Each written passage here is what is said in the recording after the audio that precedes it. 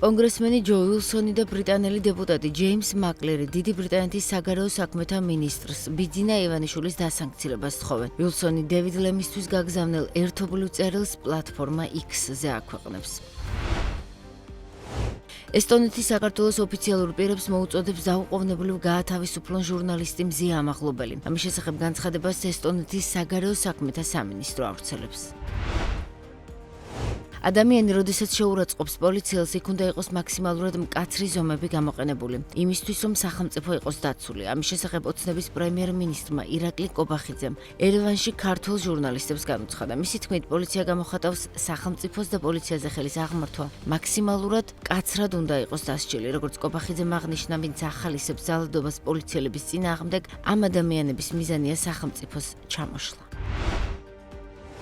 ხედავთ დიდ დეზინფორმაციას და მცდელობას საქართველოს ხელისუფლების იზოლირება მოხდეს და რეალობა სხვა კუთხიდან წარმოჩინდეს. ამის შესახებ ქართული ოცნების არჩეულმა პრეზიდენტმა შვეიცარიულ გამოცემასთან ინტერვიუში განაცხადა. მისი თქმით, საპარლამენტო არჩევნების შედეგები მოსახლეობის უმრავლესობისთვის გასაკვირი არ ყოფილა. როგორც მან აღნიშნა, მისი წინამორბედი სალომე ზურაბიშვილის განცხადება იმასთან დაკავშირებით, რომ არჩევნები გაყალბდა, მსოფლიო მედიამ აიტაცა. მისივე თქმით, ქართულმა ოცნებამ მე-9 მოიგო არჩევნები, ამასთანავე სოციოლოგიური გამოკითხვები აჩვენებს, რომ მოსახლეობის 80% მხარს უჭერს ევროინტეგრაციას. ქართული ოცნება, რომ რუსული მთავრობა იყოს და ევროინტეგრაციის წინააღმდეგ მოქმედებდეს, როგორ იქნებოდა ეს ორი მოცემულობა თანხმდროში, ამბობს მიხეილ ყაველაშვილი.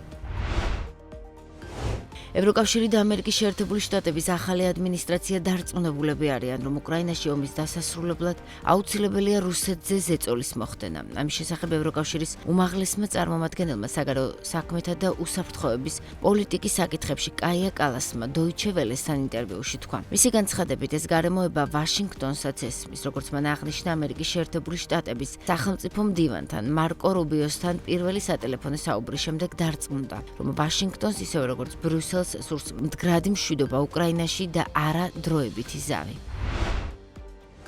ამერიკის შეერთებული შტატების პრეზიდენტის დონალდ ტრამპის პოზიცია, რომ უკრაინაში ომი დასრულდეს და დასრულდეს მოლაპარაკებებით, მაგრამ ნებისმიერი მოლაპარაკება ორივე მხრიდან დათმობებს გულისხმობს. ამის შესახებ აშშ-ის სახელმწიფო მდივანმა მარკო რუბიომ განაცხადა. კითხვაზე თუ რომელი ქვეყნის ლიდერია ყველაზე დიდი დაბრკოლება სამშვიდობო მოლაპარაკებებისთვის, რუბიომ უპასუხა, რომ უკრაინის პრეზიდენტს და რუსეთის ლიდერს საკუთარი შიდა ინტერესები აქვთ. ამასთან მისი თქმით, ამ ომში ორივე მხარე მძიმე ფასს იხდის, როგორც უკრაინა, ასევე რუსეთი დაინტერესებულები არიან ომის დასრულებით.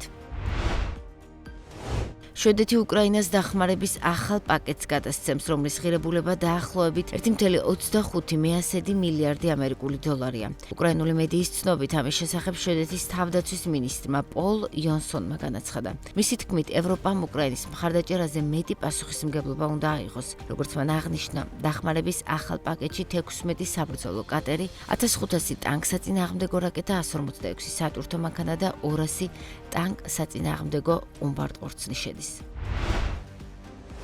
ისრაელმა პალესტინელი პატიმრები გაათავისუფლა მას შემდეგ, რაც ღაზას სექტორის სამხრეთ ნაწილში ხან იუნისში განვითარებული ქაოსური მოვლენების გამო პროცესი შეჩერებული იყო. ხან იუნისში მძევლების გადაცემისას ადგილზე დიდი რაოდენობით ხალხი შეიკრიბა, რამაც ქაოსი გამოიწვია და ავტობუსებს, რომელთაც პატიმრები გადაჰყავდათ, უკან ციხეებში დაბრუნების ბრძანება მიეცათ. პარალელურად ისრაელის მხრიდან მძევლების კოორდინატორმა განაცხადა, რომ ისრაელი ცეცხლის შეწყვეტის შეთანხმების მეორე ფაზისთვის ემზადება. გალ ჰირშმა აღნიშნა, რომ ისრაელს მტკიცედ აქვს გადაწყვეტილი ყველა მძევალი სახლში დააბრუნოს. მეორე ფაზის ფარგლებში კი იგეგმება მოლაპარაკებების გამართვა.